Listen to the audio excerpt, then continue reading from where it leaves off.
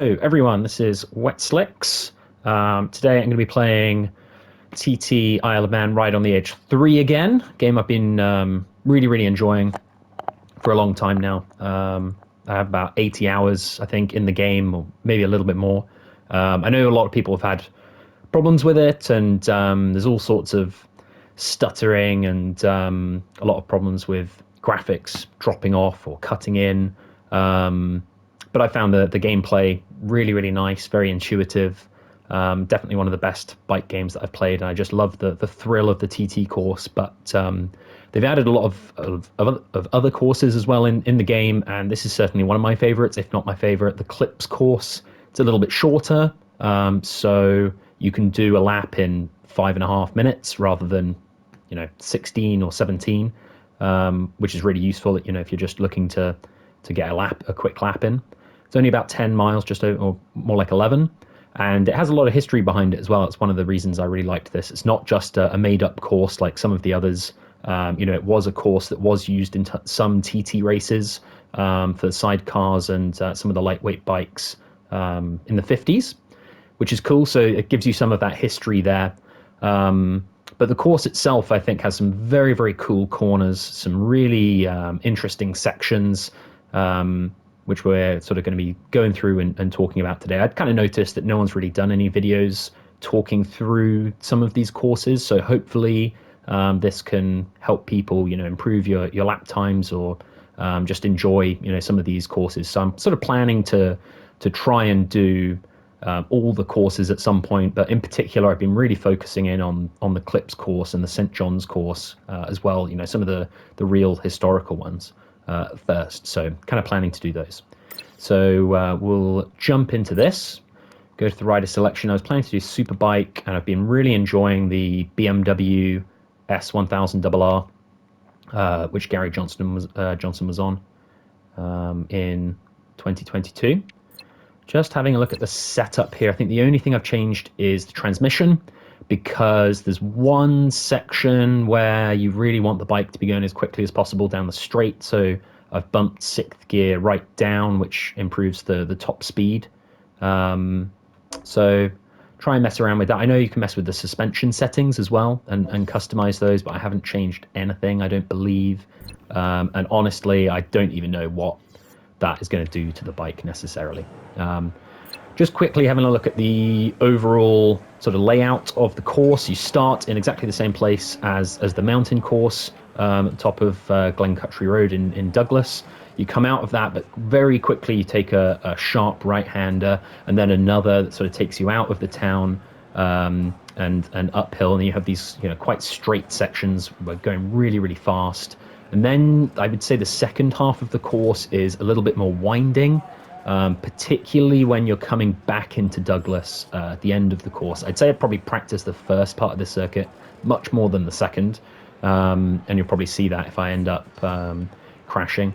But yeah, very, as I said, very cool sort of sections and corners that I've really enjoyed. Yeah, so we'll get into this as soon as this is loaded. Right, here we are. Same start as the TT. You can see some of my other settings there on the bottom right. ABS, traction control, and anti-wheelie. I tend to keep it 2. Looking for the yellow fences here on the right as kind of a braking point, but it's very easy to misjudge that first corner. So just be careful. Accelerating again, coming up over the hill here. You're looking for a patch of black rubber, the second one here. So braking hard again there, and accelerating back up the hill. Kind of get into 3rd gear and ease off through there.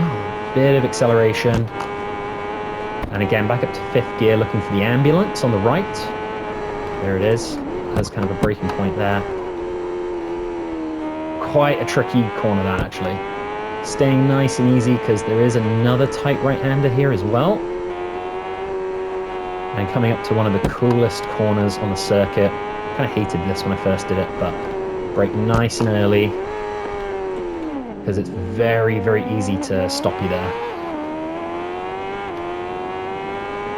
And then accelerating again. This bit is really fast through here, staying 4th, almost want your head inside that hedge to really get the most out of that.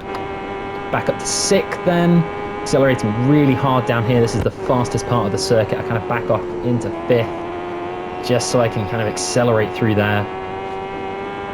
Back up to 6th now. This is the main straight, probably hitting 200 miles an hour by the end of it. And as the braking point, you're looking here for like a lone tree shadow there. You kind of want to brake just before that.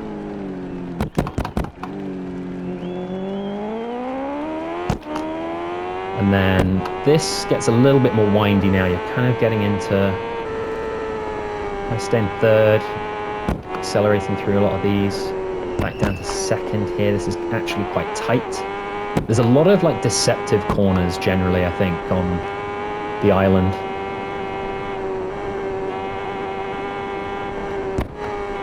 And here then, you're kind of looking for this cherry picker. This corner is actually quite tight. Try and do this in 5th. Sorry, in 2nd, and then really accelerating through these bends to get up to a high speed. But this corner coming up here is probably the tightest one of the circuit. So you do want to be really, really careful through here that you're not over-egging it, that you're not accelerating too much.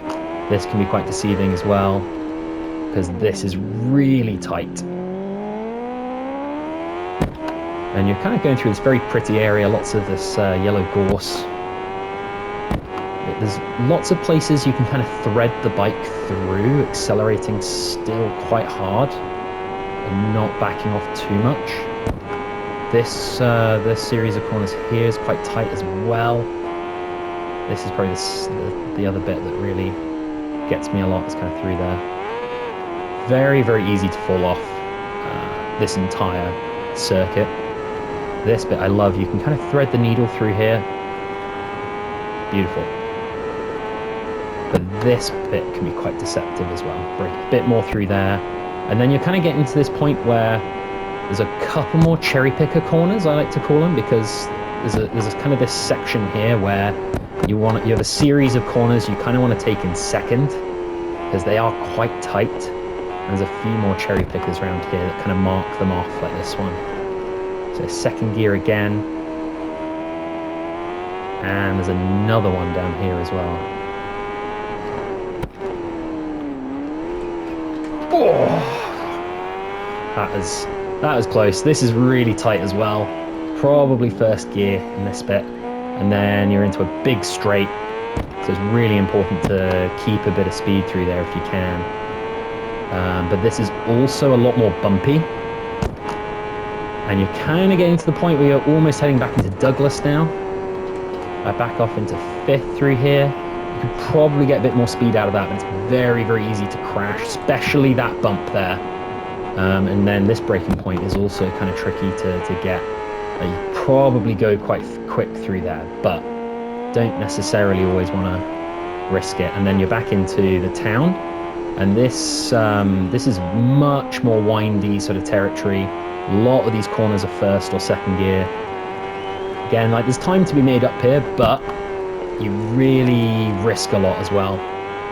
And then somewhere up here, we reconnect back with the end of the TT circuit. Oh, I really hope. Well, not quite what we wanted, but we're still okay. Still quite a decent time through here. I always take this corner at 2nd gear on that lamppost. We're back onto the TT now. This is like the very end. Normally brake around here for this corner. That can be quite tricky. And one of the main differences of this last bit as well is that you don't have this like weird loop around Governor's Bridge. Oh, fluffed it. Sorry, my friends. I've done a better lap than this, but this is still a pretty good one. Under 6 minutes it's going to be. I think my best is 5 minutes 36 or 37, something like that. So a couple of crashes there, but kind of gives you a good idea of the circuit, I guess, and hopefully people can improve their times. I think my time is in the top 10 at the moment on the intermediate settings. I should have said that maybe at the beginning, but I kind of play this game on intermediate settings mostly, just because I find it quite frustrating to play generally with a lot of crashing, and I think realism, sometimes just irritates me in some way. I play this game for fun, so yeah, I don't want to be just crashing all the time. But yeah, hope you've enjoyed. Hope people can get something out of this, and see you next time.